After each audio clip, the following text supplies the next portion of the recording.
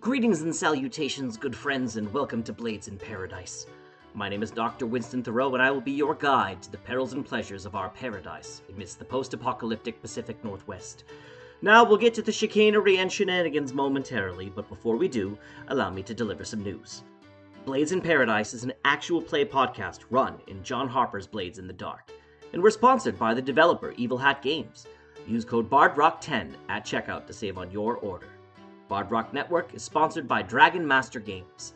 Visit dragonmastergames.com for all your CCG, TCG, TTRPG, and miniature game needs. If you enjoyed the stories we tell, you can tip us on Ko-fi or visit us at patreon.com/bardrockcafe. By sponsoring the network, you not only help us provide an ever-expanding library of shows, but gain access to bonus content, the network Discord, quarterly backer games with the network community, and an annual swag bag. Now, without further ado, let's join Lizzie, Stirling, and Max, as well as myself, the crew of ESPN. Enjoy. Blades in Paradise is a dystopian story intended for adults. These stories intentionally address challenging topics that might not be suitable for all ears. This campaign includes content warnings for gun violence, child endangerment, animal cruelty, unintentional misgendering of a non-binary person, substance use, and graphic descriptions of injuries, including the eyes. Listener discretion is advised. Hello, and welcome back to Blades in Paradise. I'm Paul, the Blades Daddy, for our first campaign. As always, I'm joined by the scoundrels of ESPN. Everyone, please give the pronouns of yourself and your character, whether they are different or not. Introduce yourself and your character, and give the audience one fun fact about your character. I stabbed my friend, and I did it with urgency. When you're a doctor, it's not a merger, it's a surgery. Hi everyone, I'm Jim, he, him, and I'll be playing Dr. Winston Thoreau, also he, him. Fun fact about Dr. Winston Thoreau today.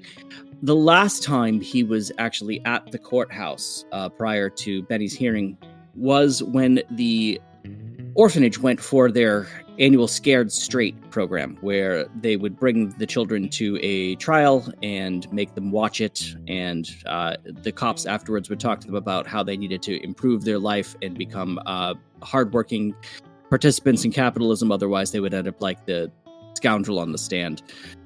And I believe the person on the stand that day, it was a juvenile case, I don't quite remember who the defendant was, but he was a rather large, they were a rather large individual. That's all I can remember. I see what you did there. Bum bum bum. The plot thickens.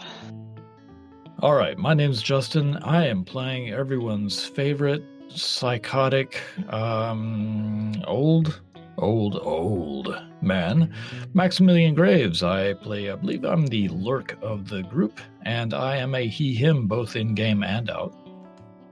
Fun fact, scientists believe that Tyrannosaurus rexes were actually scavengers, and they have made a lot of comparisons between them and vultures.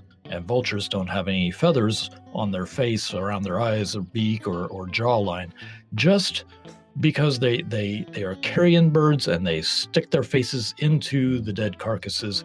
And that is why Max also does not have any hair on his face or head.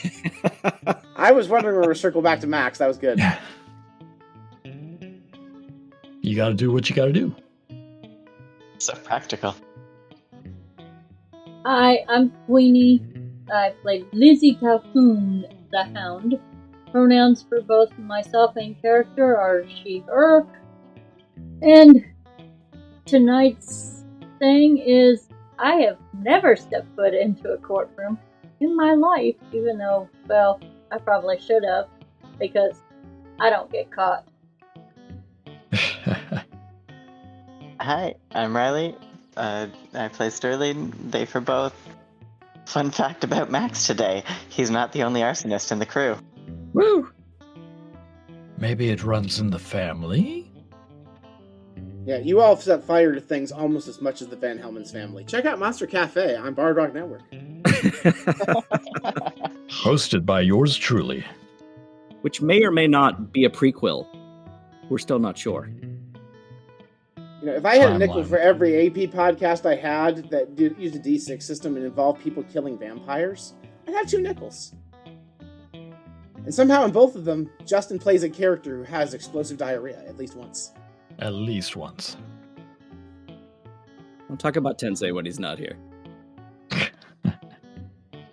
Anyway, but offline, the players actually did point out to me I should be doing a fact myself, actually.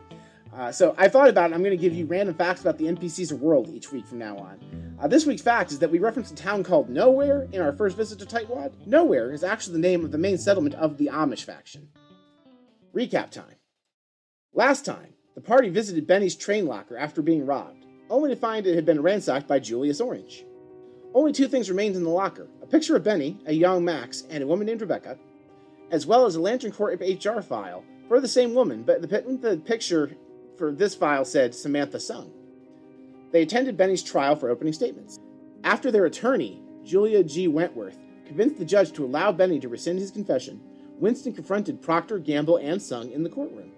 They weren't taking him seriously until he called Rebecca by her real name, where they immediately went on the offensive against Winston in the crowded courtroom. Max, with uncharacteristic lucidity, broke up the conflict. Rebecca agreed to have dinner with Max at Salud, the bar where everybody vaguely knows what you look like. The session ended back in ESPN headquarters, with Winston abruptly killing Max before reviving him with Benny's miracle tonic. Max, you gasp as you return to life, full access to your memories for the remainder of this session. You're back in the back room of ESPN HQ with your friends Winston, Lizzie, and Stirling. J.G. Wentworth is back at her law offices. What do you do?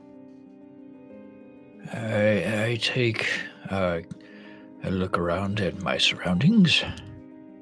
I look over at Winston and I hold out my hand and I tell him that whatever it is that he keeps doing to me to bring me back, he needs to hand it over now. Well, Maximilian, greetings and salutations. It's good to have you back, dear friend. Whatever I do to keep bringing you back, it's funny that you bring that up because I don't necessarily have any control over that line of production. That's more of a Benjamin Franks. It's more of a Benjamin Franks joint, if you will. Were I the normal Max Graves that you seem to value friendship with, I would make a repugnant joke at this time about his joint. However, I will let you know that while I may have healed, I can still feel both of the stab wounds. The one you gave me to end my existence, to put it nicely, and there's a puncture wound. You've injected me with something. Give it to me now. I did, and that's why you're alive, sir. I'm not bullshitting you here. I want all of us to be on the same page, because I don't know if you remember what just happened about an hour ago, but we're about to take down Procter & Gamble in the entirety of Lantern Corporation. And if we're going to succeed, then we need to be completely and utterly honest with each other. I'm sure you have questions. I do not have another dose of the medicine on me at this point in time. The remaining dose that's available is with the Dijonais French right now. She's fashioning additional doses from Benjamin Franks' blood, and we will get it to you when you need it. Benny. I owe him. We all do. That's why we're here. Oh, I don't think you understand the meaning of my phrase. What, did he borrow like a small amount of money from you at one point in time, and over the few hundred years you've been alive, it's become like a much larger sum, and now you have to pay him back in installments? Is that the... I mean, the amount of experimentation that he has done on my body for hundreds of years. let's just say when I see him, I'll have some mixed feelings. Oh, and here I was to think it was entirely consensual. Good, fun fact. While we're here, does anyone have any questions for Max now that he is lucid? Because I have at least 50. But if Lizzie or Stirling, you would like to go first, we're more than happy to lay it all out on the table. How long was I out first? From the stab wound? Yes. About 37 seconds. All right, I have the better part of an hour left. Oh, that's okay. In that case, I don't know if you remember this, but you're meeting your, I think, ex-wife for dinner. Dead wife? At Salud.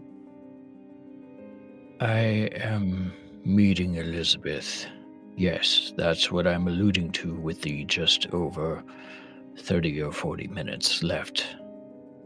Rebecca, I thought it was. Sam? Rebecca Elizabeth Gates. Does that name, Paul, strike any type of remembrance for anything, any of us, otherwise the last name Gates? Roll study. That is a 5 in study. Justin / Max, you would have a better idea of Rebecca's lore in the history of this world than me, because she's mostly in recent history operator Samantha Sung.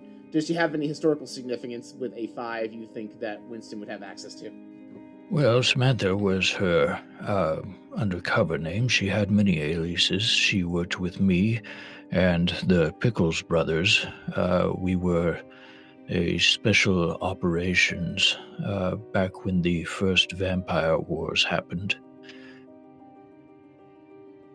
So when you're always telling us that you hate pickles, you're talking about people, not the food. Correct. Thomas and Dylan Pickles.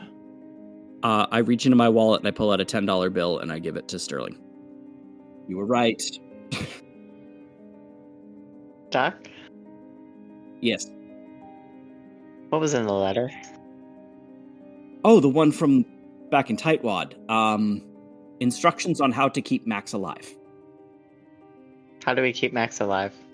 Why would you keep me alive? Well, if he dies, I inject him with a golden serum that is made from apparently vampire blood, and that brings him back to life and with complete lucidity. Oh, that reminds me. Max, go ahead and clear all of your stress and harm if you've accumulated any since the last time you took your serum. I have indeed. Thank you. I forgot the serum does that. Continue. That was the extent of it, other than the fact that I'm the current CEO of this fine corporation. I actually would like to interrupt momentarily. So, Queen, you might remember your Pip-Boy has several functions I mentioned in passing that aren't usually that mechanically beneficial. One of them is that you have a radio built into it. You suddenly hear in your ears a high-pitched static noise like someone's twisting the dial on the radio trying to find the right signal, even though your radio is definitely not on. Playing out of your mouth, Lizzie, you have a loudspeaker noise, like your loudspeaker, your human loudspeaker, and the radio just plays out of your mouth for everyone to listen. We interrupt your regularly scheduled propaganda to bring you the truth. I'm Liberty Mutual, and this is Guerrilla Radio, simulcast across your radio and TV waves. We all know Lantern Corp is trying to control us, but this time I might be speaking literally. Rumor has it, somewhere in Florida, they're fighting with their hated rivals, the Steel Corp, over an experimental mind control weapon called Walter. Who or what is Walter, and how is he created? I'll keep you updated as the situation develops. I'm Liberty Mutual, this is Guerrilla Radio, and the truth will set you free. And Lizzie, the broadcast coming out of your mouth just stops. Man, we have got to get better dental here. I don't think it's the dental, I think it's the Pip-Boy. And I hold my arm up. Did he say Florida? That's weird. I sell so much tonic to this one guy down in Florida, and I don't know, he must have the worst indigestion ever. Speaking of which, and I reach into my pocket and I take a sip of the Dr. Winston Thoreau's terrific tummy trouble tincture. By Dijonais French. Yes. There's just a tiny little byline that says by Dijonais French under the main label. And DJ's been like, excuse me, why am I such a tiny level of font on that label? It's graphic design. You have to talk to the artist. I don't know what to tell you. All right, Max, we don't have a lot of time. So if there's one thing you need to tell us about what is happening in this apparently cursed city, tell us now. I have been stumbling around in a fog for I don't know how long. One of my last memories before I started losing everything was of you, Lizzie. I was, I believe, in your hometown, and you had argued with a young man, and I believe Swift Taylor. That was 5 years ago. Must have been a better thought, or a better frame of mind than I thought. There's a lot to communicate. Firstly, my name is Joseph Dunman, but you can call me Max. I went by Maximilian Graves. It was a nickname given to me by my troupe. Wordplay, if you will, makes a million graves. I'm not quite to 1 million yet. I don't know, just in the time that we've known you, you've gotten pretty close. Someday, buddy. Oh, no. I'm only about 900,000, but there are some that are at the top of my list. Procter & Gamble, the Pickles brothers, Benny, if I get my hands on him now. Well, hold on. He's been keeping you alive. Against my will. Well, maybe you wouldn't be able to get to that million if he wasn't. And it seems like you have quite a bit of unfinished business to attend to. Max gives Thoreau a look, just a very placid look, but the eyes convey all the seriousness. All right, I'm shutting the fuck right now. Boring into your soul. I don't care about ever getting to 1 million. What I wanted was to stop the vampires. About 300 or so years ago, I was in a special force. It was just prior to the vampires exposing themselves to the world. They were more secretive back then.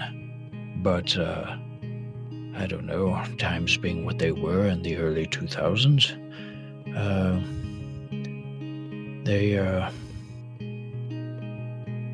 they decided to come out in force. Some people went willingly, thinking that they would have the cool powers a vampire might have, but they ended up as food. My troop were attacked, I believe, somewhere in the Costa Rica area, which is just swarming by now, I'm sure. But it was me. People dispute the fact that vampires even exist now. Oh, they exist, my boy. They exist. I've seen them with my own eyes, sir. I just am telling you, there can't be many swarming around. Oh, they are. You see, they came out publicly and for a time very openly.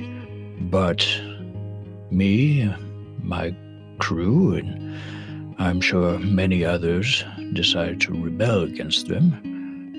There are certain weapons that they will take out a vampire.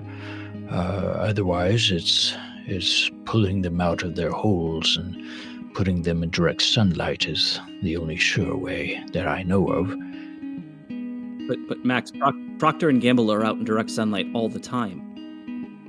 I will point out as the narrator, you live in the American Pacific Northwest. It is cloudy as fuck here all the time. Mm-hmm.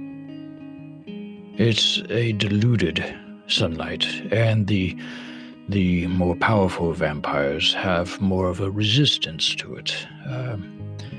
However, once our crew and many others, I'm sure, beat the vampires back, they decided to use their nearly limitless resources and attack from within the government. They set up these towns after the wars had depleted almost everyone's surplus supplies, and when everyone was at their lowest, they came in as the magnanimous beneficiaries to give everyone a second chance, but they didn't show themselves as vampires. And now they've figured out a way, like this area here in Paradise, to fuel energy with people's souls. And there are different types of vampires. Some are just the blood-sucking type, which is what I mostly fought. Others are mental vampires. Some are more soul-sucking variety. Oh, okay, I'm going to table that because I find that terrifying as someone who deals in matters of the soul. Because I would like to ask, why then were you in all of the illustrations and photographs of the founding of this town? Have you ever heard of something called Stockholm Syndrome?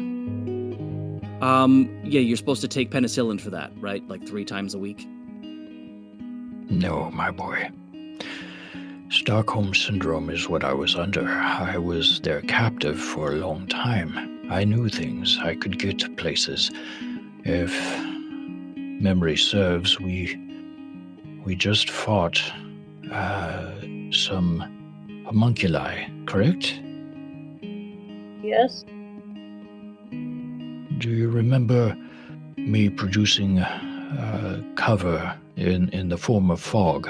Do you recall me floating through people? It was quite frankly the coolest thing I've ever seen you do, so yes. I watched you fight a man inside his mind. I can do more. And that's why I was a useful tool. Sometimes I was under duress, other times I was sympathetic, and for a while I found myself allied with some of the stronger vampires, unwittingly sometimes, wittingly other ways. But right now, what we're looking at is basic world domination. The sheep don't know the wolves are the shepherds. And I would like to pull the wool out from beneath everybody and bring sunlight to things that are better left kept in the shadows. There was a project that my crew and I were working on until the Pickles brothers turned on me. Now, are they still alive or are they dead? I don't know.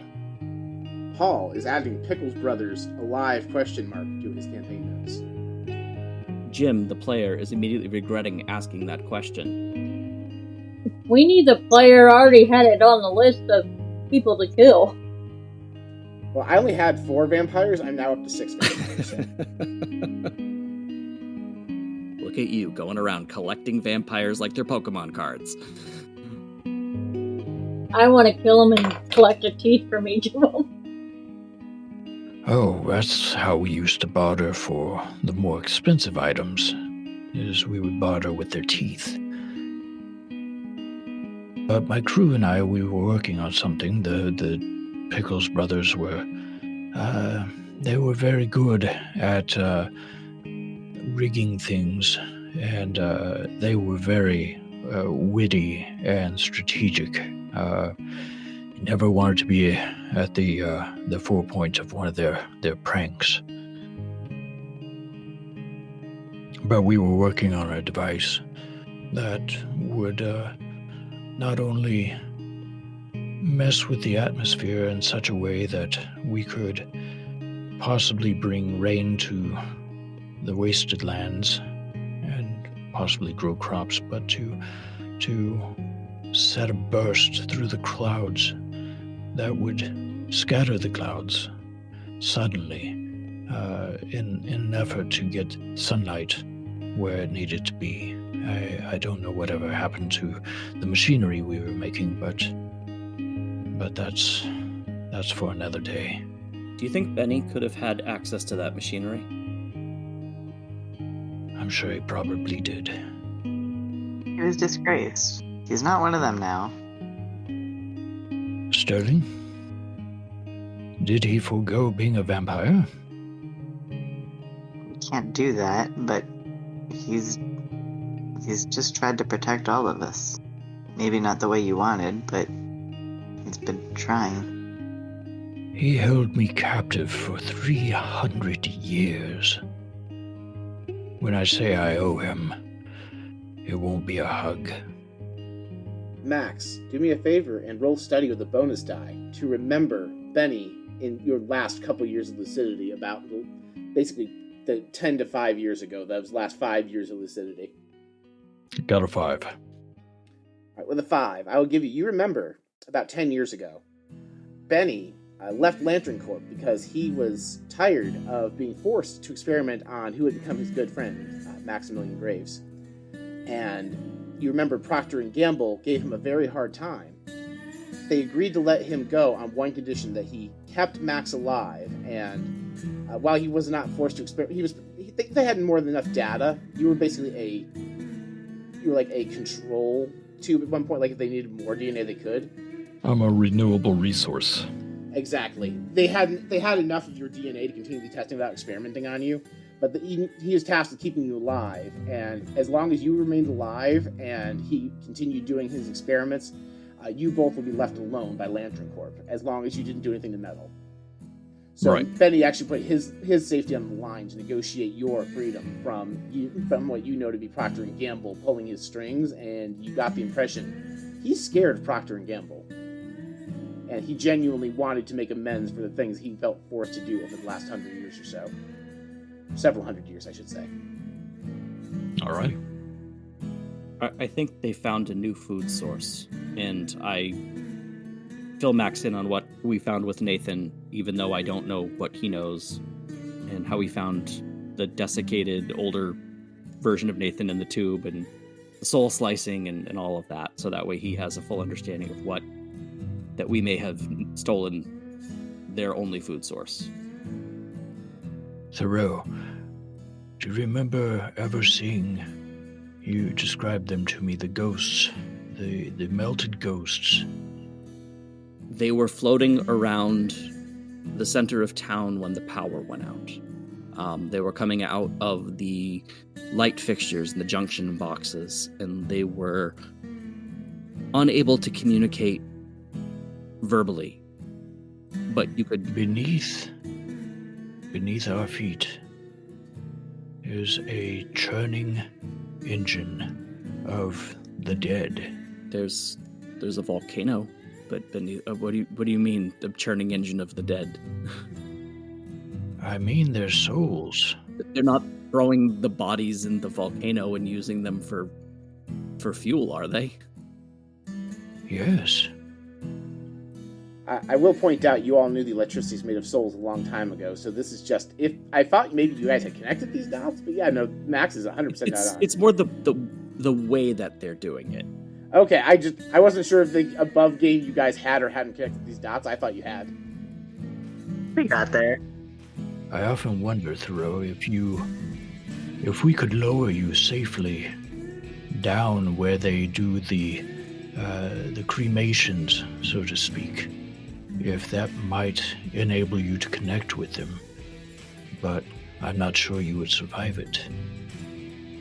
Well, let's not get to that point just yet. But if it ultimately... Let's just say I feel as vested in stopping Procter & Gamble right now as you do. And considering the fact that they tortured you... Actually, no, I don't feel as vested in it as you do, because I haven't been tortured for hundreds of years, and that would be ridiculous for me to try to compare the two things. That being said, I would like to see them dead. I walk up to Winston, and with my steampunk hand, I place it upon his shoulder, and with my real hand, I clock him. Roll skirmish, unless Winston lets you clock him. No, I'm not going to stop him from punching me in the face. I'm just going to get cold cocked. Yeah, you get cold cocked. Unless Max really wants to inflict mechanical harm on you, I think you're just sucker punched. Yeah, just with my fleshy hand, not intending to do you some real harm. Funky butt loving. There's like a tiny trickle of blood out of your one nostril. Oh, that was my good one. Doc, you're bleeding. Thanks, Lizzie. Hadn't noticed. That's for stabbing me. Okay, I thought I was doing you a favor. You did say that you trusted me, and it's not stabbing you when you're a doctor at surgery. There's an almost peace that I have when I don't have my full ability to think. A whimsical tickle in my brain, if you will. And I'm usually very happy, only whenever I have some deep-seated thing in my brain that I need to remember, like Lizzie over there, like with my Elizabeth, Procter & Gamble. When I saw them, I did react. But otherwise, I'm not lucid. I am floating on a cloud of whimsy. And in that, I trusted you. In that, I am your friend. I also have a power of attorney and a healthcare proxy for you. So legally, I'm also your friend, I guess. Legally, you're his guardian, actually. True. Mm-hmm. Friendship is not a legal status, I'm 98% sure. Who knows in a dystopian future if friendship is a legal status? Unfortunately, JG could not join us tonight for us to roll for that. So I look at the others. Lizzie. Yes. I believe you have some place that you need to go and investigate. Not that I know of. Because there ain't nothing here, so I don't know where to go to find anything that was in this storage locker. The black box, Lizzie. Yeah, so there's basically two things you guys had. Well, there's basically three plot threads, one of which I forgot about until just now when Max mentioned it. You have the plan to steal the black box to keep Benny from being indicted. Ew. You have Max has a date with Rebecca at Salute, the bar where everyone vaguely knows what you look like. And at some point, you should probably go confront Julius Orange at his warehouse because he stole your shit from Benny's locker. I'd say Stirling and I go deal with Julius Orange. Sounds good. Good idea, Lizzie. Isn't that more of a long-term project? I mean, the trial does start tomorrow. Except for we don't know what was in that locker. We may need it for the trial. It doesn't matter what's in the locker. I'm going to replace the black box with a reasonable facsimile, which is going to have no pertinent information on it. Okay, then you do that and we'll do the other thing. Yeah. Okay. Are you wanting me to go with you to be a meat shield? No, I don't need a meat shield. I like having you around. I believe Stirling and Lizzie would be best suited for that endeavor, while you, an upstanding business owner, might have some sway in getting to places that they would not normally, no offense. I will also point out for your mechanical benefit, Juicy Lucy, who is technically your HR person, is a homunculus that is still alive and working for you down the hall. If you want to have a third gun, go deal with Julius Orange. Because for some reason, because we forgot about her mechanically at the time of the last heist, she was never in range of Nathan turning all the homunculi except Lord against you. Well, actually, what it was the fact that there were trigger commands or items that they had to come in contact with. If you give Juicy Lucy a football, she, completely goes nuts. Yeah, no, Juicy, is walking by hey, what you guys doing? And she rips a really juicy fart because she's also basically just a fart joke, but not as bad as Sloppy Joe was. She's just always very sweaty, and her farts smell very wet. Those are the two things she has going on. Smell wet? They sound wet. Okay. I mean, they could smell wet too. Also, that is actually a thing, but I meant, if I said smell, I meant to say sound. That could have been me, but whatever. I don't remember in the moment what I said. We'll go back to the tape. Yeah, I will say, if you want to split the group 3 ways, Juicy Lucy can be extra muscle for the people confronting the bunch of roid-raging knockoffs of Bane from Batman. I would like to clarify that Juicy Lucy is not our HR person. Our HR person is a very lovely older woman. I believe we set that up. All right, I think at some point we said... we did. Juicy Lucy has a job here, and she's here to be muscle right now. We can have more than one HR admin. Yeah, that's fair. I just don't want anyone to add us at Twitter that we don't have. So it's... remind me when I'm not at work, and I will set up the effort to set us up a Twitter. Yeah, so am I correct in understanding that Winston is going to go on the primary heist by himself? 2 of you and an NPC are going to go have a Mexican standoff with a bunch of roid-raging lunatics, and Max is going to go on a date in a restaurant run primarily by mimes. Well, if we have the NPC, I'll go with Winston. So it's 2, and then Max by himself. Yeah, I'll take care of this myself. I can have JG make a phone call for me to get me in to view the evidence. That's already in my notes, is that JG did that for you, so yes. Yes. So as long as I get in to view the evidence, I should be able to make the swap pretty easily, as long as I don't botch my tinker roll. Don't botch it. Don't botch it.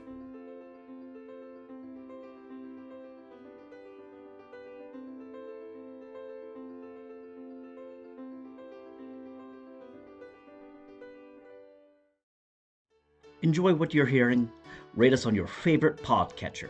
Reviews on platforms like Apple, Spotify, or Good Pods help new listeners find our content.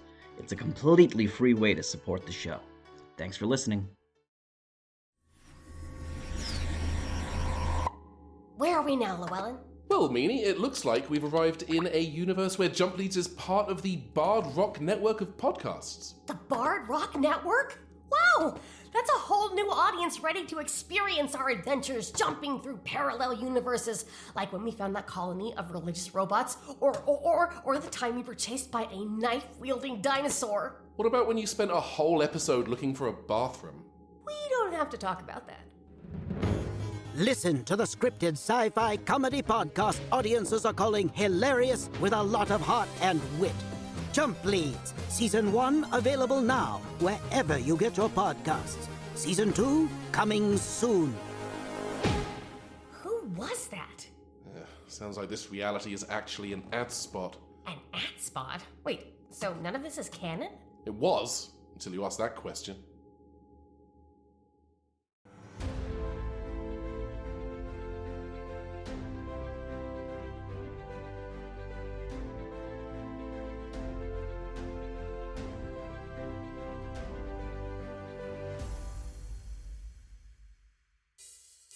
Lizzie? Yes. Lizzie, take this. And Max, takes apart the walking stick and the actual functioning part of his prosthetic limb, of his leg, to make it into the rifle. And I will point out that since several days have passed since the last time you did this on the podcast, Dijonay did promise to fashion a modification so you'd have a pirate peg leg when you do this, so you can walk normally. Yes, I will just use a regular cane. Speaking of, I am going to get dressed in some better clothes than my threadbare military uniform and rat jacket. So he's actually going to go and take a bath, which is something that is mandatory at least once a month, but now that he's actually has his brain, he's going to take a bath, scrub thoroughly, get out all the dried blood from his cuticles, and he's going to dress in nice, proper clothes for a change. Okay, so Max is going to do that. It's going to take him like half an hour. I feel like since canonically the police station is across the street from Salud, and you also, Winston would know that because dinner hour is going to be the minimal skeleton crew staff, it's probably better to wait till dinner time to do his heist for minimum witnesses. So I feel like the two of you are vaguely going together since it's roughly in the same place. Yeah. So we will. So while you're doing that, we're going to go with Lizzie. Were you going with Winston because Stirling and Lucy have got Julius Orange covered? Yes. Okay, cool. So Stirling, do you have any preparations before you just storm Julius Orange's castle? Are you planning on just going in fists a-blazing, or are you going to try anything resembling tact or subtlety? Fists a-blazing, sleeveless parasuit and all. Yeah. You just have the memory of fucking Skylar is being held hostage in there, and you're not going to take names and pick bubblegum or whatever. I'm going to get Gordon of the Bloody Horn, and I'm going to get him back. Alright, so you march down there, and there's like construction work going on outside because there was some serious electrical work damage done a few days ago from that power outage and all the ghost storming, so the construction people aren't paying attention to you. They're not related to Julie. It's just like, oh, hey, there's construction going on here. The power plant's working. And it's just a loading dock or whatever. What do you do? Also, Queen, if you want to go in guns a-blazing with Stirling, you're more than welcome to. I have a plan. Oh, okay. And then I guess I'm going with Riley when we get him back. Alright, so Stirling and Lizzie and Juicy Lucy, you approach this area. You don't see any outward signs of guards. It looks like Julius is not worried about anyone coming to this place of business, probably because he has 20 versions of the Big Show walking around guarding his thing, plus himself. But yeah, no one or Stirling on the outside. You get the impression you can just walk through the front door or the loading dock or whatever you want to. I have a question. Sure. Would you consider us a reasonable distance from Silver Lake? So Silver Lake is canonically about halfway between you and Salvation, as is Tightwad. They're just kind of parallel to each other. So yeah. Reasonable is a relative term. I think the question Riley's asking is, how fast does a mother ducker fly? Laden around Laden. I would say you are, I think we established by hot dog cars approximately between a 2 and 3 hour drive. So if you want to do something involving a mother ducker, you could do it as a flashback. Because you need to give time for the mother ducker to get here. I feel like the time for that. Did we ever change it from being a tank back to being just the Wienermobile? No, it's still a tank. That's just canonically your flagship cars. It's got the lobster armor. I do remember now that Jim mentioned it, I believe Stirling does have the one-time ability to summon Mother Ducker and possibly her ducklings, regular duckers. Would you like to invoke the summoning of Mother Ducker? I believe I would. How much stress is that? It'll be one stress, just like, oh, hey, when you guys decided that you were going to do this, you knew, oh, we're doing this today, you summon Mother Ducker, and as you walk out of your thing, you hear quack, quack, quack. Quack, quack. And she kind of follows you in the sky like a fucking pterodactyl, and as you arrive at this warehouse, she's just waiting for your signal, and you actually just watch her digi-evolve into Big Mother Ducker. And you have a kaiju-sized duck with you. Hell yeah. I feel a little bit better. Sterling's still in a bad mood, though. This is amazing. What do you want to do? The two of you, a semi-indestructible Frankenstein Terminator, and a duck the size of Godzilla.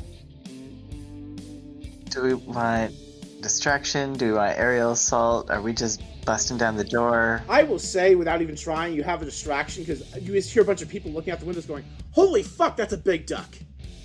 I was asking Lizzie if we should be at all strategic or if I should just charge in with the ducker.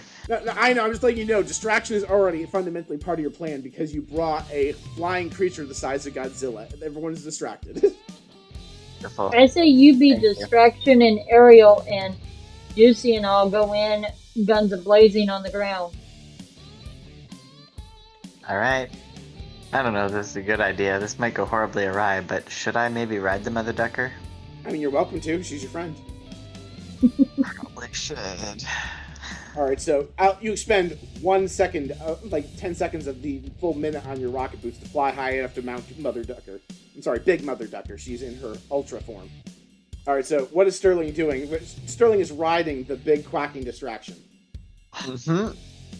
Charging towards the building where Julius is, and I'm going to get my hostage. Alright, so I will say, for dramatic purposes, for no reason whatsoever, this factory has a big glass skylight ceiling.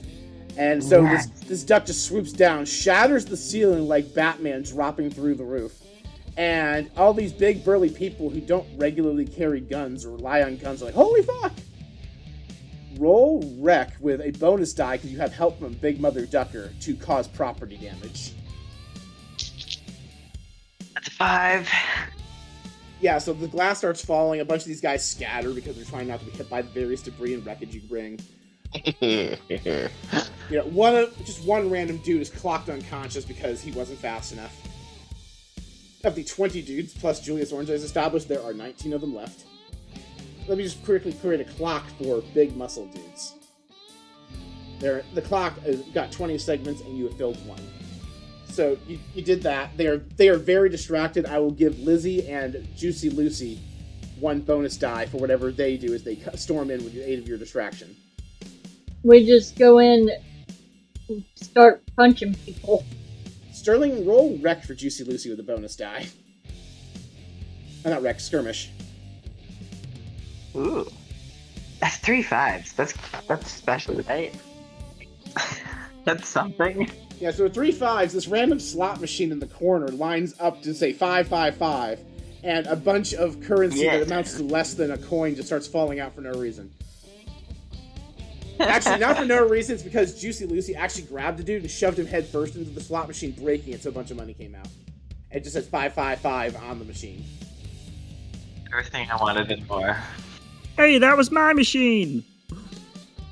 We'll get to you in a minute, Julius, is what Juicy says. And Stirling hears the voice of Max. Grab the coin! Grab the coin, Stirling! And some random dude comes up with like a folding chair and smashes it across Lucy's back, and it bends backwards. She doesn't even fucking feel it. And she just turns around and goes, "That wasn't my appendix, motherfucker," and just snaps his neck. And it's like, what? Ooh. And he dies. Every time she kills someone, it's punctuated with a loud fart noise. We keep track. How many are down? That is out of 20, you have taken care of 3. 4. 4, thank you. I thought... no, Juicy Lucy took care of... You're right, 3. So that's 4 total out of 20.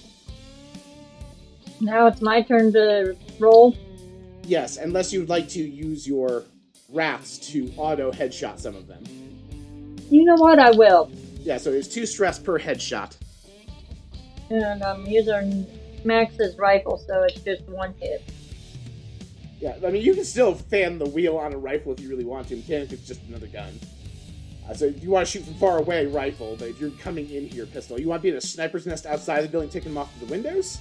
So, or do you want to be in the building with 2 pistols just going off? It's up to you. In the building with 2 pistols. Julius Orange is in there. If you want to take out the boss by shooting him in the head, I won't stop you. Yeah, if I can. Alright, definitely 1 shot for Julius Orange. How many other shots are you firing? I'll do 1 more shot. This is what we call a hostile takeover. Yeah, so that's 5 out of 20 big muscle dudes, and Julius Orange is eliminated. You 1-shot him.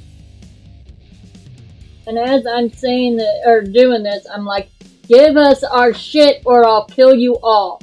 Alright, roll command of the bonus die because you also just killed the guy who was paying them, so they might not care? Yeah, that's only a 3. They're like, fuck you killed Larry? Also our boss, and now we don't get paid? Now we have to kill you just on principle. Yeah, like it was Larry's birthday. We were going to his daughter's ballet recital tomorrow. I can't believe you would kill someone this close to Valenweenmus. Larry's the guy who always hid the presents for us, and he always had the best hiding places. Yeah, I know. You killed the office daddy, Larry. Daddy. You know, I am the Blades daddy, but Larry was the office daddy. Yeah, so they are not convinced to stand down. We're going to cut away because you guys are in the middle of this big bloody fight. Max, you arrive at Salud, the bar where everyone knows what you look like. Or vaguely knows what you look like, I should say. And you're greeted uncomfortably by a mime who seems to be expecting you. They moonwalk you over to Rebecca's table, just doing the Michael Jackson dance backward very silently, and she's waiting for you. Max, please take a seat. I'm so glad we have a chance to catch up. Elizabeth? Max, you immediately notice Paradise PD seems to be having dinner break here, which you kind of expected. Notably, Sergeant Pepper and Captain Morgan are eating at the table next to one over. Rebecca's private security detail with half a dozen armed guards or 2 other adjacent tables. And it appears there are 8 other Paradise police officers spread across other tables. You get the impression that Rebecca didn't outright ask the police, just so happens that she chose the bar across the police station for the extra security. On the off chance you do want to do her a violence because she's not stupid. I see we have some friends. Oh yes, darling, I am good friends with the police department. It's just their dinner break, though. That's, I did pick that time on purpose. Because here's the thing, you and I have a love-hate relationship. Most of the love before my circumstances changed, but I couldn't be sure who I'd be having dinner with. How are you today, and which version of Max am I talking to? Oh, I'm the original. I have a few questions for you, but first I'd like to give you something. All right. She looks like she is. On the one hand, she's seems to trust you a little implicit, but on the same hand, she looks like she wouldn't be surprised if something was a stake to her heart. Oh, it is a stake. It's one that I've kept for a very long time. I believe it's the one that you carved for yourself. You always had a sparkling wit. We each carved a stake, dipping the tips in silver and inscribing something on each of our own personal, just in case something happened and we had to, take care of ourselves before we turned. Yours, and Max pulls out a mahogany stake that is dipped in silver, and on it says REG, medium well. Huh. Oh, I can't believe you kept that after all this time. She holds out her hand as if to have it handed to her from you. She looks at it and goes, if I think before I turned I would have used this, but I've kind of gotten to like the way I am. Why did you stage your death? The only thing that I could find of you was your finger. Because, Max, Procter & Gamble didn't want you to keep pining for me. They thought it'd be better if you didn't know I was still alive, because you were starting to get rebellious.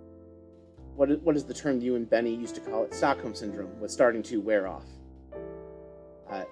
They were afraid once you turned on them completely, you would come after me. So I just disappeared for a little while until you weren't aware of where I was. And once Paradise was up the way it's supposed to be, I just quietly ran things as the operating officer of Lantern Corps, while you and Benny did your own thing. Rather magnanimous of them. Benny was always the magnanimous one. Actually, it's part of the reason Procter & Gamble didn't miss him that much when they fired him. I'm just wondering, with our history and all the things that we have been through, why? What did they give you, or what did they offer you to become this? I always wondered, because most everybody seems to lose some piece of them when they turn. Some of us more than others. I think on some level I know I'm not the same person I was when I was warm-blooded, so to speak. I think that little part of me, the survival instinct, triggered right away. I didn't, part of me knew that I was this thing. I thought I was a monster, but I couldn't bring myself to end it, and over time I just became what I am. I don't hold ill will towards humanity. No, quite the opposite. I actually have a great respect for them. It's why we don't do things the way we used to do. But on some level, I'm just not the Rebecca you knew anymore. Well, firstly, you always hated your first name. Secondly... That's something that changed over time, too, I think. I just got used to Procter & Gamble calling me Rebecca. Do you mind if I continue calling you Elizabeth? Oh, of course, old friend. Friend. I know we used to be more than that. It just... It seems like a different time, and quite literally was a different me. I'm sure. I've changed as well. You're still beautiful. I've aged a bit.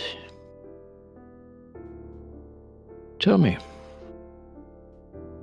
did you ever once consider the magnanimous nature of your employers? How they have always looked out for you, apparently. Tried to be kind to me by taking you out of my life when I was a doddering old fool. Did you ever consider the kindness of Benny when he did not follow through with their instructions and somewhat freed me? Maybe not mentally, maybe not physically, but I was no longer being experimented upon.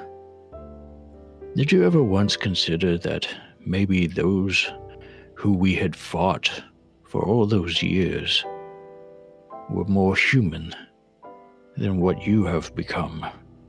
You are all sweetness and grace to my face at this moment, but you've never done anything since I've seen you that would suggest that there's any humanity left. That's a funny thing. I never thought vampires had much humanity in my mortal life. But at the same time, Benny seems to prove otherwise. I didn't think any of us could turn the way we were. I genuinely thought, this darkening of our things, it's a peculiarity, and truth be told, Procter & Gamble asked me to keep an eye on Benny to figure out why. Why did this one vampire just decide he doesn't want to be vampiring anymore? It seemed strange. Yes, well, you've become someone completely different. I kept your finger bone for I don't know how many years. My brain is fogged when I'm not lucid, and time means nothing to me. But I kept your finger, and I always knew it was yours. I kept it in a pouch around my neck, close to my heart. And I recently paid my last respects to you. And I even whispered I hope to never see you again, because my worst fear was always of you in the night. One of the things Benny was working on, he was working on a spell of things, but I actually had him working on something that neither Procter nor Gamble knew about. Oh, really? Yes, because I knew, even though I don't want to die and I have become comfortable with this thing I am, it's not what I wanted to be. And I talked to Benny about that, and he understood, and maybe that's why he sees some sort of hope that the rest of us don't see. You know what he was working on, experimenting on you specifically. I was never told directly, but I understood after a while. Yes, the peculiarity in your blood, the fact that for some reason, when people in your family mind turn to vampires, they aren't affected by sunlight. But your blood is toxic to us. We can't drink it. So we could never turn you. You made the perfect test subject, but that we never figured out how to perfect a way to make other vampires resilient to sunlight. That's something Benny was working on until he was released, and what he's supposed to still be working on. But no, what I asked him to find the cure for vampirism, because I would like to return to my mortal life if I could. I don't know how far he was on that, but I imagine I heard actually that there was a train locker robbery earlier this morning, and I remember Benny was keeping his research lab down there. I wonder how close he had gotten. Well, I couldn't answer that, yes or no, as far as him making any breakthroughs. I know that he has managed to formulate a serum that, when I am injected with it, it tends to heal any of my wounds. I can actually stand up straight. I can move fairly easily. I use this cane because when last we parted, I had 2 legs. I only have 1 now. But That's probably, I don't know if you remember this, that was one of the DNA samples we took. Procter & Gamble insisted on keeping carefully sterilized and preserved your one hand and one leg, or I should say 1 foot from your body. So we had preserved samples of your DNA. They were probably also in Benny's lab. But I also remember being strapped to a table while they sent in feral vampires who hadn't had any nourishment for months. They were more beasts than human, or at least as close to a human as they could be, and allowing them to come into the room and well, like I said, I'm missing a leg and all of an arm now. Well, it's important to remember, sending them to feed on you is an execution desire. Your blood is literally toxic to us. It's like drinking poison. I do recall. I recall they would turn a dark shade of black, and the veins would begin to burst from their skin. It was not a good sight, but I was sprayed in their ichor more than once as they died screaming. And the whole time I thought, wouldn't it be nice if I could just get a little bit of that into Procter & Gamble? All because they took the only person in the entire world that I still held respect for, that I still loved, and they took her. Well, Max, part of the reason I asked to meet you here today is I thought you could help me in my goal, and that might give you some closure with me. You and your friends have been causing a mess of trouble, and Procter & Gamble have taken note. I can get them to lay off of you for a spell if you can do me one favor, and with that one favor, I think I can give you closure. You can have me back. I can stop my vampirism. There is a man living in the town of Nowhere, a spectrologist, particularly skilled, far more than your friend, the good doctor, or our friend, famous Nathan. His name is J.C. Penney. And I think he might have guidance on where we can find the cure for vampirism. The missing ingredient, that missing link, if you will. Well, that is some information. And I know you probably hesitant to trust me, but I'll tell you this. I am not as loyal to Procter & Gamble as you think. It is a matter of convenience to me that they not come after me. Help restore my humanity, and I promise you, I will give you the keys to the kingdom. I will get you access to Procter & Gamble so you can, if you want to inject them with your blood and watch their veins explode, I will get you that opportunity. Back when you and I worked together with Thomas and Dylan, we were a good team, weren't we? We were, and I know I'm not the Rebecca you remember, and I do regret that. And I do idolize the idea of becoming her. I don't know how much my humanity will be restored upon a cure. And I'm sure there's at least part of you that's thinking, maybe I'll just stake her now. And I wouldn't besmirch you that. But I would be remiss if I didn't at least offer my friend a chance to make the world right in the way he wants. And if you want to, if after my humanity is restored and Procter & Gamble are dead, if you want to finally rest in peace, I can help you do that too. Oh, my dear. When we were young, I knew the deal. There's only one place for my soul. I've guaranteed that. I am never going to have peace. But the thing is, well, let's just say, you've given me a lot to think about. So with that, I know that you are not going to eat anything.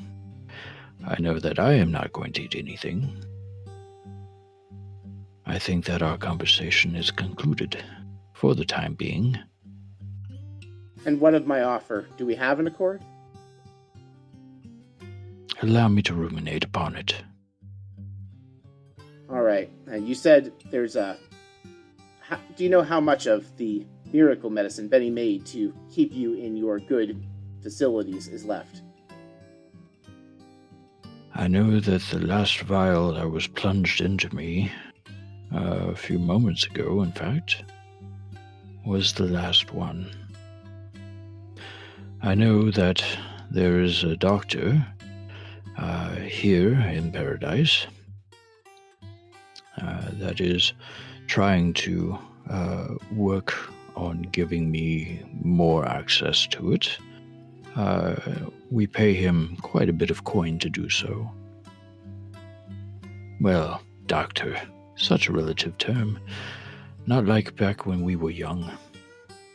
But there is that Julius Orange. He has been quite capable, he and his friends. Ah, Mr. Orange. Anyway, I recall there was one key ingredient you won't have easy access to at the moment, and I knew you might want some of that. So she reaches into her bag and produces a little insulated bag that has 3 vials of her blood in it, and reaches over and offers it to you.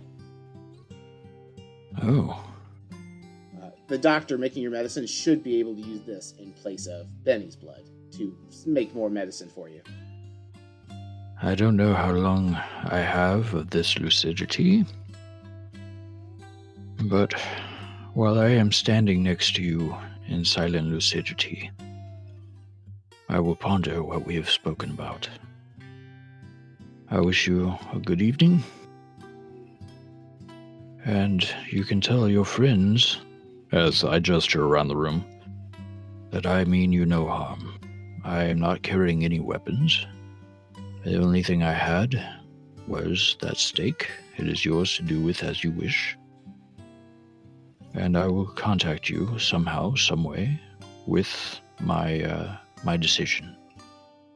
Of course, and she reaches over to offer you what appears to be like just a very kind hug, and as she does so, assuming that you allow her to hug you, she slips a piece of paper in your hand with an address that is implied you could arrange to meet with her through some sort of like cloak and dagger means that Procter & Gamble wouldn't be able. Is this the Cloak and Dagger Club that I've heard about? Oh yes, they're big fans of that one comic by that Before Times developer. I think their name is Marvel Comics. Marvel? Yes. Something like that. Yes. That that is my summer home in the Artisan District. You should be able to reach me there. It's actually funny. I live just down the street from your friend, the good Dr. Winston Thoreau. Most of the other neighbors aren't aware of it. I find the ghosts he has dancing around his attic very distracting. Yes, something that I am trying to help him navigate through the waters of understanding. Until next time. Yes, I bid you adieu, dear friend. And she waves you off. And she continues drinking her drink, a Bloody Mary. We are going to cut over to Winston. Well, first, can we smash cut to from that beautiful scene to Juicy Lucy ripping the heart out of some man's chest and ripping a giant fart as she does because she has to scream and all that abdominal action. Absolutely. Cut back, and Stirling and Lizzie each roll skirmish with a bonus die because you have help from Lucy and a giant fucking kaiju. Just see how many more of these big muscle guys you wipe away before they either scatter or die. 3 3s. Okay, so you get smashed into. Yeah, you're both gonna take 1 harm as this ballroom blitz. Stirling gets smashed into the already smashed slot machine and takes 1 harm for bonked head. Level 1 harm. Lizzie, you have the mechanical arm and the. I'm trying to think of what. So you shoot someone and they just kind of tackle into you. You just got in their shoulder and they knock you down. They're gonna just knock them. You're gonna take a level 1 harm as well for winded. But Juicy Lucy just picks up the guy who's on top of you, throws him out a window, he's gone. He's like, oh, and Mother Ducker also just flaps her wings really hard and knocks 2 guys out a window. If you want to try and roll command with a bonus die again to get the remaining 12 guys to scatter. Well, I think if you can command the duck to follow Juicy Lucy's lead, they can probably be dispersed quickly. That time it's a 6. Yeah, with a 6 they go, you know what? We're good, actually, and the other 12 guys fuck the fuck off. Because there is no loyalty left, because their boss, who is paying their paychecks, is dead. So they scatter. You get the impression they are not going to be a problem in the future. I'm saying that affirmatively above game. They are not coming back for vengeance. They just want to live. And at some point, they're probably sad their steroid supply is going to run out, though. So you have the run of the factory. Queenie, roll survey to try and look for signs of Benny's shit. Gross. Yeah, that's a fail with 2 1s and a 3. Yeah, that's a failure, yes. So you look around, and it should be like a really big obvious. Like, that thing was a big storage locker. You don't see hide nor hair of anything. Not even a clue. Stirling, go ahead and also roll survey, even though you're bad at it, to try and make up for what Lizzie didn't find. I believe in you, Stirling. You can do it. Well, Stirling believed in himself. Yeah, that's a 2. With a 2, you do find Skylar. Skylar's just sitting on top of Julius's desk looking at you. You find Skylar. And you also find the whiskey bottle. But you don't see like any signs with your 2 of the things that were stolen, just the things stolen from you guys. Only 2 of the 3. You don't see any. I assume Winston told you that there was his championship Combat Critters deck that was stolen. You don't see any Combat Critter cards. It's not like trapped or anything. Yeah. No, yeah, you don't see tracks. With the 2, I can't give you. I'm giving you your stuff back. Is what I'm giving you with the 2. I saw it was trapped. I thought. Oh, trapped. No, no traps. You look. There's no traps. You grab Skylar, it's fine. You grab the bottle, it's fine. The 2, I can't give you even anything obvious on Julius's desk unless. Why don't you try again? Now that Stone's going. Oh, hey, it's Skylar. Or Gordon, I'm sorry. Gordon is Skylar's new name. Yeah, so Lizzie, go ahead and roll survey again. I'll give you a bonus die. Now you have a more specific idea where you're looking. That's 2 5s, a 4, and a 3. The 5, you look around. You're confident that there's nothing substantial from the locker here. But going through Julius's desk, you do find weirdly a Subway delivery invoice a large shipment of unlabeled materials being shipped to the Paradise famous footwear facility to one famous Nathan. I show Stirling and be like, is Nathan suddenly getting steroids too? Let's hope not. And I guess we head toward Doc if we can't find anything from the locker. I will say you actually do find in a locker, one thing from the locker, you find Benny's personal diary. Bum bum bum. You open it up and it does say the journal of one Benjamin Franks.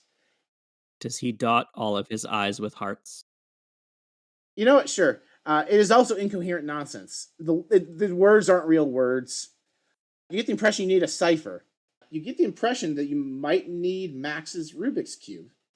Which we have not found. Max's Rubik's Cube was never stolen. Max has his Rubik's Cube. Well, Back at the office. would the cards have been stolen? Because wouldn't they have gone to Dejanay so she could make the stuff? The cards just had chemical symbols. They didn't have hidden letters. That briefcase was that was mostly just Benny giving Winston a bunch of trading cards he could sell because he knew that Winston played combat critters. There was just one deck that was full of chemical symbols for making the medicine. It was a big deck. Yeah, so like the deck that Jim had stolen from him was not the cipher deck. It was just like his personal deck when he played on the pro circuit when he was a kid. So like the cipher you need is just on Max's Rubik's Cube, which is in Max's pocket. At the office. Yeah, in Max's rat coat specifically. So you guys go back to CSPN HQ knowing you're going to need Max's help with the cipher. Winston. I imagine that Max and I walk over together because we have to have it be we're directly across the street from each other, and yep, we walk over in complete silence, like neither one of us even kind of ready to look at the other, because with Max in the state that he's in right now, there's not that level of trust that there would otherwise have been. That makes sense to me. And have conspicuously a heavy winter coat on that I have my hands in the pockets of, and despite it being probably like a balmy 78 degrees outside. That's like 102 over in the Pacific Northwest. You're also on top of an active volcano that is a giant furnace, so there's that too. When I watch him walk into the restaurant, I want to grab my radio and just radio Dejanay's really quick and just let her know that her hypothesis was correct, and then just put it back, turn it off, and put it back on my hip. Oh, I was expecting you to send a Reginald Val Johnson to invisibly watch the conversation or something. I was going to send the Reginald Val Johnson to watch him. Yes, I was. Okay, roll a tune to just make sure that goes well and that you don't have Max or Rebecca be aware of the fact they're being watched by a vampire. 5 is my highest. Yeah, with a 5 or invisible, like I feel like they both get like a shiver, but like there's no other evidence. And Reginald Val Johnson just sits down with all the other cops invisibly, and in his mind, like he just blends right in because he's one of the other cops. Like it's the exact same vibe. And you basically mechanically heard that entire conversation because Reginald Val Johnson was specifically eavesdropping on them, I assume. Okay, so it seems as if we may have the same goals, if not for the same reasons. Yeah, so you'll get that information when Carl Winslow goes back to you. Meanwhile, you walk into Paradise PD across the street. Clearly it's dinner hour. There's a skeleton crew. You count 4 officers, not including the one running the desk. Hello, Lieutenant Surge at your service.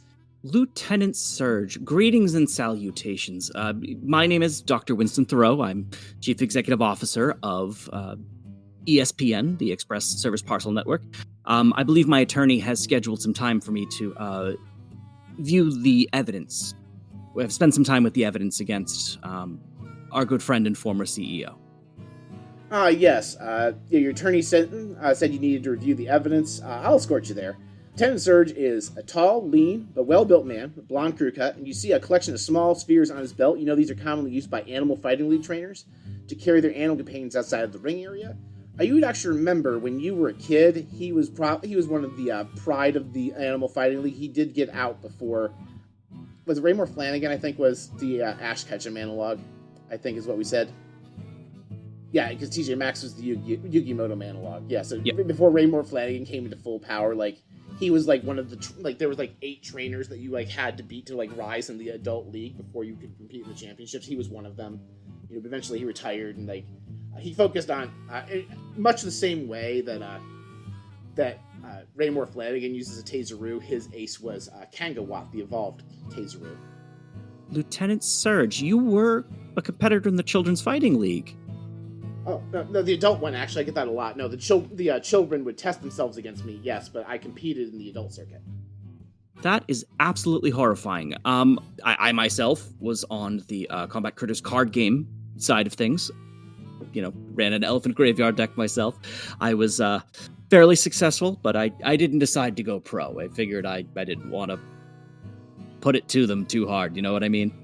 Oh, you know, I do remember watching your match. I remember back before he was famous. I remember you had a friendly rivalry with Famous Nathan. He had, what was it, he had the deck with the 3 Death Claws from fucking Fallout, and you know, the rarest card in the game, basically, and you know, you were both very good, but he could never beat you. It must have been really frustrating for him. I would imagine. That was actually the best part of it all. And I felt it really important to retire before he ever got the chance to do so. Oh man, that must really grind his gears. If he was a envious person, I feel like he would probably want a rematch with you on terms that were on his benefit. But that's definitely not the GM speaking above game about a planned future. That is oddly specific, Lieutenant Surge. Have you been talking to him at some point? Is this something? Are you friends? Do you play poker together? I mean, I don't, but you know, he is a regular financial contributor to our police department. You know, he's probably the second biggest contributor after Lantern Corps. Of course, because he's also the second biggest asshole after Lantern Corps. I'm sorry, I didn't catch that. No, I have a little bit of a cold. That's why I'm wearing this coat. I'm get the shivers. You know, I am trying not to get anyone else sick, but you know, I have to do this. Have to review this evidence before the trial tomorrow in case I have to take the stand as acting CEO. Oh, sure, absolutely. And at this point, you guys get to the evidence locker. He like fishes through his ring of keys. Like he clicks it in. He's like, okay, just sign this manifest saying that you're coming in right now. We have to let people know who had access to the evidence. So, do you want to just fill out the sign sheet with your name, the date, and time? Sure, of course. I will be more than happy to do so. Can I just take a look real quick? And I want to try to write my name down in an indiscriminate fashion in such that it doesn't look like I'm putting my own name down, but it's close enough that he's not going to be suspicious. You're a doctor. You can give a doctor's signature. Yeah, I was going to say, roll finesse to just write an incoherent signature no one will ever recognize as you. The bigger issue is he's going to remember that it was you. That's a 5. Oh, a 5, your handwriting is relatively incoherent, but he's going to distinctly remember he personally signed you into this evidence locker. Well, Lieutenant Surge, I will take my leave of you. It was wonderful to speak with you, and give my regards to the wife. You misunderstand, Doctor. We don't just let people walk in there unattended. You do have me, basically monitoring you. We don't want you stealing or sabotaging evidence. So, you know, I'll be right here. Like, I'll review the evidence with you. So he walks in, like, he's basically 2 steps behind you the entire time, unless you want to do something about that. I would like to release Ames from the spirit bottle at my hip and have him either attempt to use the power grid to black out the police station, or to just cause enough of a havoc that it's going to draw Lieutenant Surge to the front. I thought you were just going to, you know, mind wipe him so he doesn't remember you ever coming to the police station, but okay. Oh, yeah, no, I wasn't quite at that point yet. I am trying not to use the less ethical versions of compel at this moment. You threw a guy off a train once! That was at the beginning of our adventure. Okay, I was young, I was inexperienced, and he was trying to do me a murder. Okay, so your plan is to just black the place out. I would like to black the place out, and I would like to switch the boxes now that I have access to them. Alright, roll a tune to have Ames blow out the power grid. I'll warn you, because he's going to insert himself into raw electricity. If you roll bad, you might lose Ames. That's a 5 at the top. All right, so the 5, he goes in there and you hear shit as the electricity blows out. And fuck was that noise? Is there someone in here with us? Oh shit, the power's out. I need to go look at that. Lieutenant Surge, you said I was going to be safe in here. This is very, very scary right now. Yeah, and he turns to walk, he bumps into a shelf. Oh shit, and a bunch of stuff falls over. Crap, and he starts focusing on picking stuff up. He is very distracted. I would like to make an attempt to, while the lights are out, swap the boxes. Roll survey to find it in the dark. Can I take a bonus die to that because I was prepared for this to happen? Sure. Okay, and I'm going to push myself on this one. It's a 5. With a 5, you do find it. You knock over a bunch of shit, but he thinks it's just you stumbling in the dark. I'm also going to have you be aware suddenly. You actually suddenly can see as you swap the boxes. Because there is an eerie green light in the room with you. And you hear a guttural growl. I'm going to have to talk to my attorney about this, because if all of this evidence could have been corrupted in some manner or fashion... Holy shit! What? Look behind you! You turn around and there's a melted fucking ghost staring you in the face. Lieutenant Surge has fucking fled, and you feel a cold sensation as the melted ghost sticks his hand into your chest. Not again.